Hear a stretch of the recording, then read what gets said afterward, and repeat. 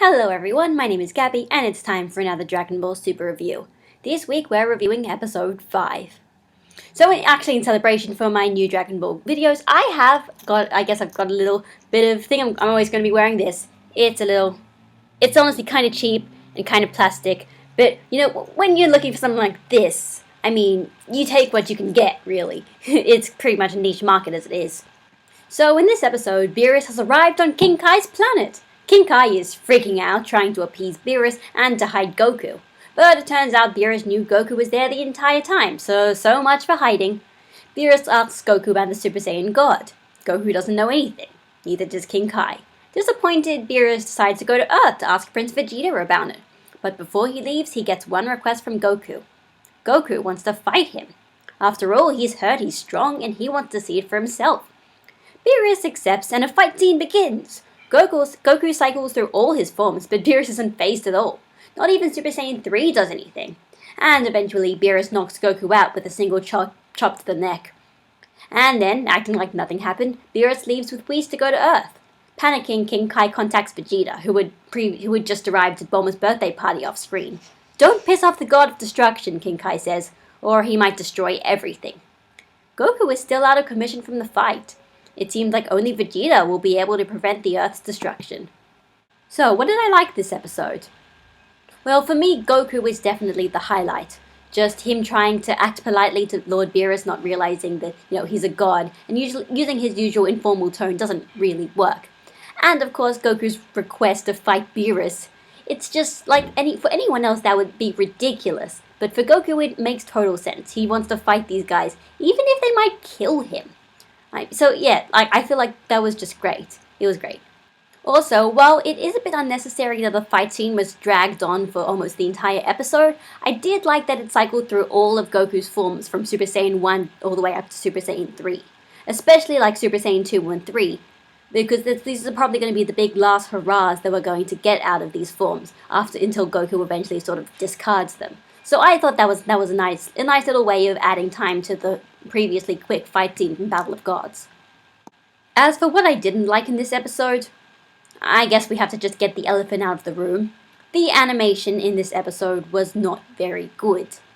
Although honestly, I had heard horror stories about it and I thought it was going to be the worst thing I had ever seen, but it was honestly not as bad as other people had made it out to be.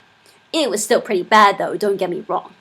But from what I can tell, this episode has had a very negative reaction. People seem to have really hated this episode, and I think the animation was part of it. But I think we just need to remember. Do you guys remember that video I uploaded, the one just before Dragon Ball Super started airing, where I talked about expectations? And one of those expectations was the animation. I was saying, and I said this before Dragon Ball Super even started, I said there were going to be weeks, and maybe even several weeks, where the animation is just going to look wrong or look bad. The animation was still awful, but I think people need to realize one major thing people need to realize. Just because this episode looked bad doesn't mean that Toei Animation doesn't care about Dragon Ball.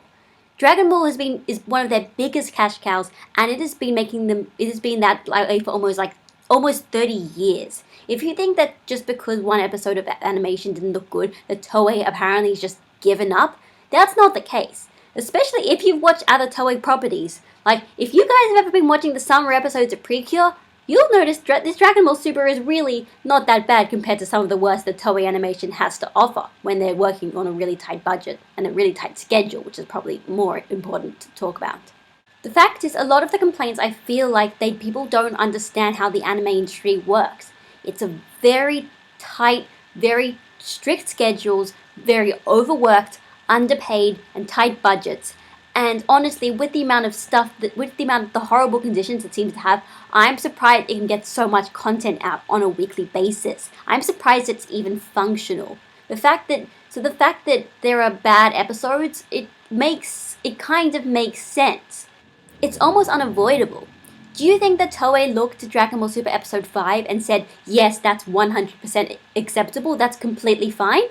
Probably not. I'm sure they thought there were probably issues with that animation, but I'm sure they just didn't. It wasn't they didn't have the money, it's they didn't have the time to fix it. Remember guys, this is a weekly basis. They have a strict schedule, and if they don't have time to fix it, well, I mean, I guess they can fix it for the later DVD or Blu-ray releases. I know that's what happened with Sailor Moon Crystal. So at the end of the day, yes, the animation was awful.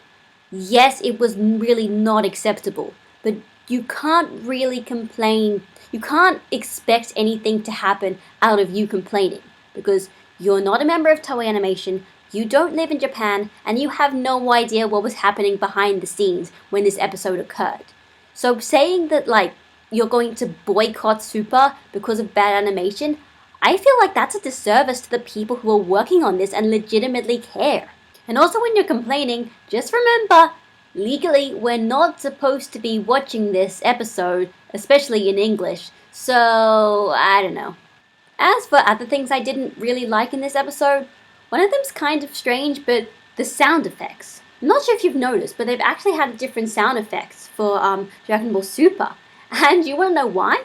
It's because the sound effects usually originally used in Dragon Ball and Dragon Ball Z are currently being used by One Piece. One Piece has I guess you could say the right to the sound effects now, or at least the sound effects guy is working at One Piece. That's what happened after Dragon Ball GT ended, because One Piece started like 99 or something. So yeah, One Piece kind of stole Dragon Ball's sound effects. And it's kind of a shame, but in a way, like they can't take it out of One Piece, because I mean One Piece has been going on for longer than Dragon Ball. I don't know how long One Piece is going on for, very long, over a decade now, and people have gotten used to those sound effects just as much as they got used to them on Dragon Ball. So whatever, it's just a little nitpick. So that was Dragon Ball Super episode 5. I mean, it's probably been my least favorite episode so far. It was the first proper fight of the series, but it didn't really feel that climactic or epic. Although, for all we know, they're just saving the real stakes and the real cool fight choreography for Super Saiyan God Goku versus Beerus. Is that a spoiler? I don't think that's a spoiler. I think everyone knows what's going to happen. But yeah. Anyway, next episode, everyone's trying to appease the God of Destruction, Beerus. And I hope Bingo, I think the Bingo song is gonna be next episode. Hopefully, if not episode 6, then episode 7. And I think everyone's looking forward to that. Come on, guys, come on. I'm not the only one, right? I'm not the only one. Is this just me? So, this is Gabby, signing out, and I'll see you guys next week. Bye, guys.